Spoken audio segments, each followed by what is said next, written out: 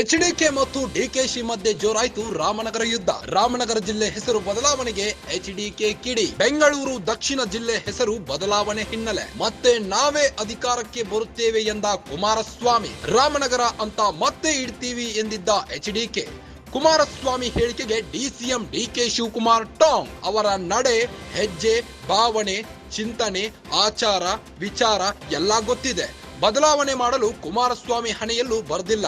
2028ರಲ್ಲಿ ಮತ್ತೆ ಕಾಂಗ್ರೆಸ್ ಸರ್ಕಾರವೇ ಬರಲಿದೆ ಎಂದು ಬರೆದಿಟ್ಟುಕೊಳ್ಳಿ. ಕುಮಾರಸ್ವಾಮಿಗೆ ನೇರವಾಗಿಯೇ ಸವಾಲ್ ಹಾಕಿದ ಡಿಕೆ ಶಿವಕುಮಾರ್.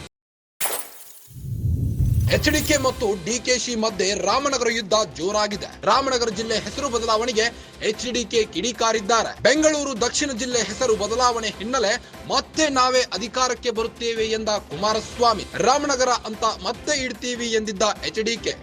ಕುಮಾರಸ್ವಾಮಿ ಹೇಳಿಕೆಗೆ ಡಿಸಿಎಂ ಡಿಕೆ ಶಿವಕುಮಾರ್ ಟಾಂಗ್ ನೀಡಿದ್ದಾರೆ. ಅವರ ನಡೆ, ಹೆಜ್ಜೆ, ಭಾವನೆ, ಚಿಂತನೆ, ಆಚಾರ, ವಿಚಾರ ಎಲ್ಲ ಗೊತ್ತಿದೆ ಎಂದಿದ್ದಾರೆ.